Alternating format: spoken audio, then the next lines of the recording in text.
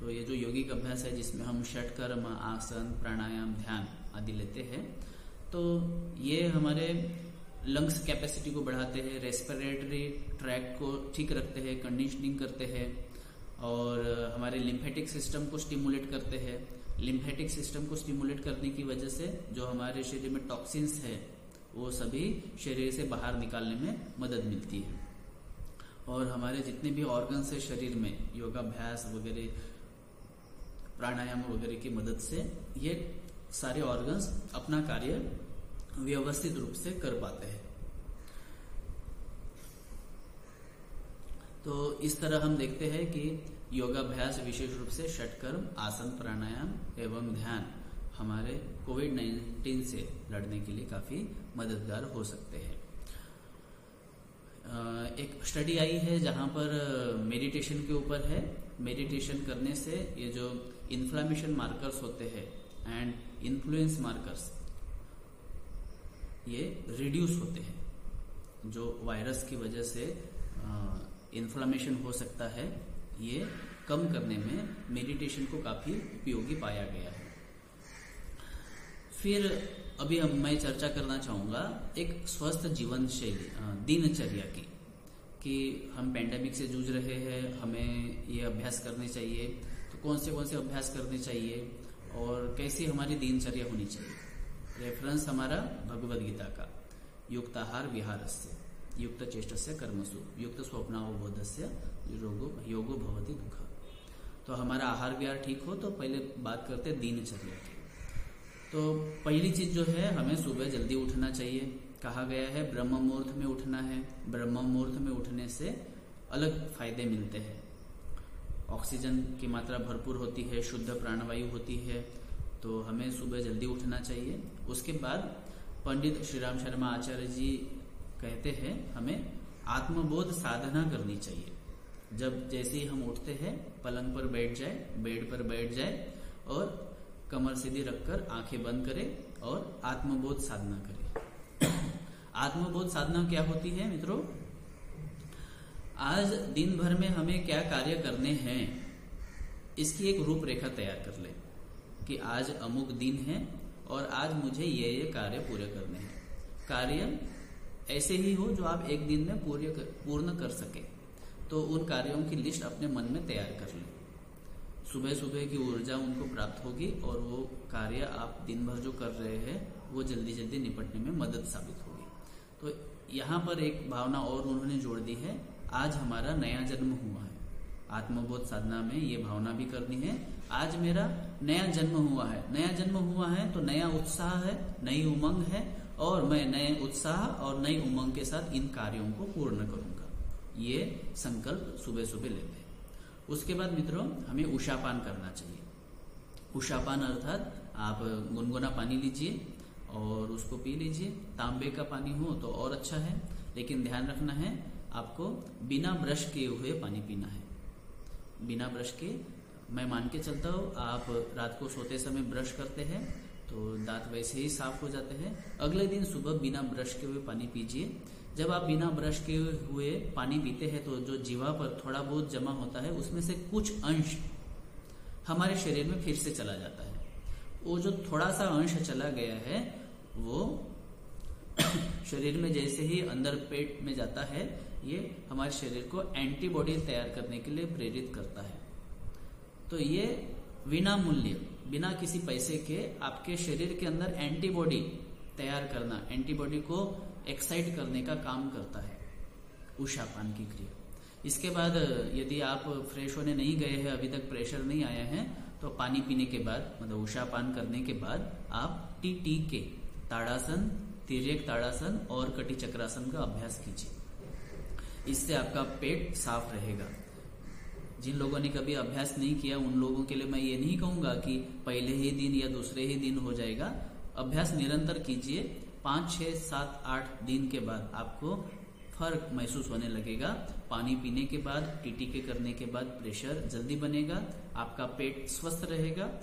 पेट स्वस्थ रहेगा, digestive system स्वस्थ रहेगा तो आपका दिन पूरा अच्छा रहेगा। मल विसर्जन नियमित रूप से होने से जो टॉक्सिटी बनती है, टॉक्सिन्स तैयार होते हैं वो नहीं बनेंगे और आपकी इम्यून पावर अच्छी रहेगी। और कहा गया है पेट सभी रोगों की जननी है, पेट स्वस्थ रहेगा तो बाकी अन्य बीमारियां भी नहीं होगी। तो उषापान करना है। उसके बाद आप अपना रूटीन जो भी करना है, फ्रेश होइए, ब्रश कीजिए, नहा धो लीजिए।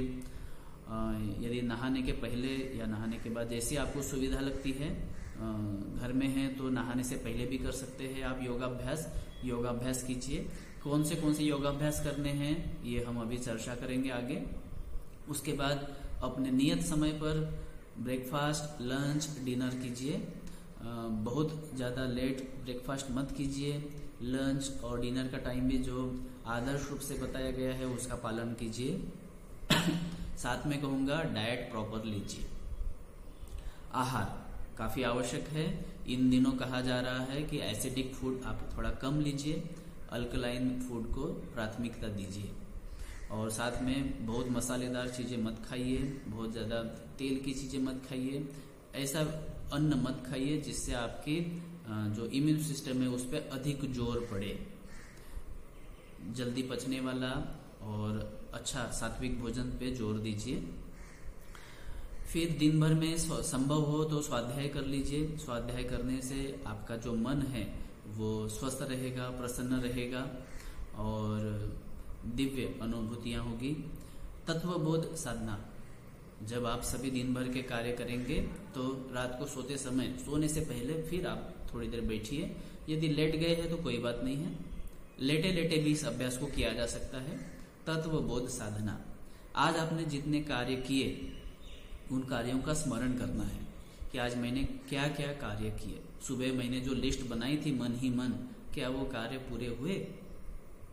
कार्य पूरे होने के दौरान मेरे से कुछ अनुचित व्यवहार तो नहीं हो पाया?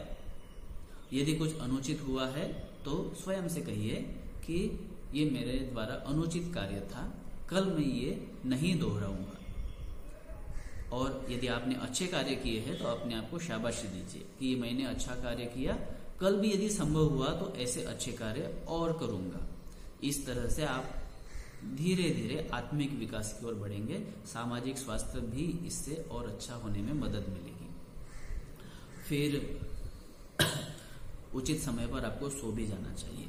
ये नहीं कि आप 11, 12, 1, 2 बजे तक सो रहे हैं। लॉकडाउन चल रहा है, इसका अर्थ ये नहीं है कि हमें अपनी दिनचर्या बिगाड़नी है। ध्यान रखिए, भगवान श्री कृष्ण कह रहे हैं युक्ताहार विहार से, आहार विहार आपका दिनचर्या भी ध्यान रख रहे हैं, तभी वो दुखों से दूर करेंगे। अन्यथा आप अपनी दिनचर्या गड़बड़ रखेंगे तो दुखों से दूर नहीं, दुख आपके पीछे पीछे आएंगे। फिर बात करते हैं योगा अभ्यास। आप सुबह कौन से योगाभ्यास कर सकते हैं? तो षटकर्मों में जल नीति या रबर नीति जो भी आप जानते हैं कर सकते हैं। वमन धोती कर सकते हैं सप्ताह में एक बार। कपालभाति, वातकर्म कपालभाति और त्राटक का अभ्यास किया जा सकता है। नीति हमारे नेजल पैसेज को क्लीन रखता है और ये काफ़ी डॉक्टर्स लोग भी ये पेंडेमिक में हमें सब लोगों को सजेस्ट कर रहे हैं कि नीति की क्रिया किया जा सकता है। धोती में वमन धोती विशेष रूप से पेट को साफ रखने के लिए, और कपालभाति का अभ्यास जहाँ पर हम प्रश्वास की क्रिया जो है विशेष रूप से करते हैं। और त्राटक का अभ्यास, किसी एक बिंदु या किसी ज्योति पर ध्यान केंद्रित करना, या वो कोई भी विषय वस्तु हो सकता है जहाँ पर आप ध्यान केंद्रित करें। त्राटक का अभ्यास, षटकर्मों में ये अभ्यास काफी लाभदायक होंगे। इसके अलावा कुछ योगाभ्यास भी कर सकते हैं आप। यदि आपका शरीर साथ नहीं दे रहा है तो ज्यादा नहीं तो आप सूक्ष्म व्यायाम ही कर लें।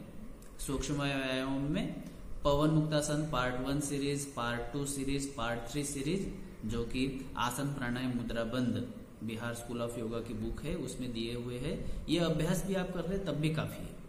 यदि आपका शरीर साथ दे रहा है तो आप अन्य अभ्यास भी कीजिए, जैसे सूर्य नमस्कार कर सकते हैं तो जरूर कीजिए। इसके अलावा ताड़ासन, तिर्यक ताड़ासन, कटी चक्रासन, यह आपके नर्वस सिस्टम वर्टिब्रास को खींचेगा, ट्विस्ट करेगा, तो इसको स्वस्थ रखेंगे। त्रिकोणासन है, कमर के लिए लाभदायक है। वज्रासन ये आवश्यक है। उष्ट्रासन, शशांकासन, भुजंगासन, पवन मुक्तासन, हलासन, सिंहासन, ये सभी अभ्यास आप कर सकते हैं। इससे आपके पाचन तंत्र, डाइजेस्टिव सिस्टम को भी हेल्प मिलेगी। साथ में ये हमारे वर्टिब्रास के अंदर जो नर्व है उसको भी ठीक रखेगी, ट्विस्टिंग वगैरह होगी, शरीर स्वस्थ रहेगा, हमारे ऑर्गन्स में ब्लड सर्कुलेशन अच्छा होगा। और अंत में शवासन का अभ्यास करें, जिससे शरीर और मन में शांत हो जाते हैं, मन को शांति मिलती है। प्राणायाम के अभ्यास भी काफी महत्वपूर्ण है। प्राणायामों में आप नाड़ी शोधन प्राणायाम, सूर्य भेदन प्राणायाम, भस्त्रिका प्राणायाम, उज्जयी प्राणायाम और भ्रामरी प्राणायाम का अभ्यास कर सकते हैं। नाड़ी शोधन प्राणायाम जो है ये हमारे nervous system, autonomic nervous system में बैलेंस लाता है, हमारी भावनाओं पर नियंत्रण पाने में ये काफी लाभदायक है। सूर्य भेदन प्राणायाम शरीर में थोड़ा सा ऊर्जा, गर्मी का संचार करता है। भस्त्रिका प्राणायाम, उज्जयी प्राणायाम, भ्रामरी प्राणायाम, ये सभी हमें आयुष मिनिस्ट्री ने भी सजेस्ट किए हैं कि ये अभ्यास किए जाने चाहिए नियमित रूप से। फिर मेडिटेशन तो वैसे बहुत तरह के हैं। महर्षि पतंजलि भी कहते हैं कि आपको जो मन करे उस चीज का आप ध्यान कर सकते हैं, मतलब उचित ध्यान हो। तो यहाँ पर मैं सजेस्ट करूंगा कि यदि संभव हो तो श्वास प्रक्रिया पर जो आधारित ध्यान है वो यदि करते हैं तो और अच्छा। आप चाहे तो सोहम ध्यान कीजिए, आप यदि कर सकते हैं तो प्रणव ध्यान कीजिए, या फिर आप सविता ध्यान कीजिए सूर्य के ऊपर, या आप कर सकते हैं प्रेक्षा मेडिटेशन भी कर सकते हैं, विपस्सना मेडिटेशन भी कर सकते हैं। ये सभी मेडिटेशन हमें काफी लाभ देंगे। कंक्लूजन, क्या हमारी चर्चा से ये हमें समझ में आता है कि आज की परिस्थिति में हमें स्वस्थ रहने के लिए योगाभ्यास के साथ साथ हमारा आहार उचित हो, हमारी दिनचर्या भी उचित हो, तो हम निश्चित रूप से स्वस्थ हो सकते हैं। हमें यौगिक दिनचर्या का पालन करना चाहिए, और यदि हम यौगिक दिनचर्या का पालन करते हैं, प्रॉपर फूड, आहार व्यवस्थित रूप से लेते हैं और उचित तरीके से निद्रा लेते हैं, उचित समय का पालन करते हैं, दिनचर्या का सही से पालन करते हैं, तो ये हमारे शरीर को स्वस्थ रखेंगे, स्ट्रेंथ, मजबूती प्रदान करेंगे, हमारे मन को मजबूत रखेंगे, हमारे कॉन्फिडेंस लेवल को सही रखेंगे। और इस तरह से जो चैलेंजेस आज हम फेस कर रहे हैं, जो चैलेंजेस का सामना हम कर रहे हैं, उसका हम सामना उचित रूप से कर पाएंगे। इन्हीं शब्दों के साथ मैं एक बार फिर से आप सभी लोगों का धन्यवाद देता हूँ सुनने के लिए। धन्यवाद। ओम शांति शांति शांति। नमस्कार।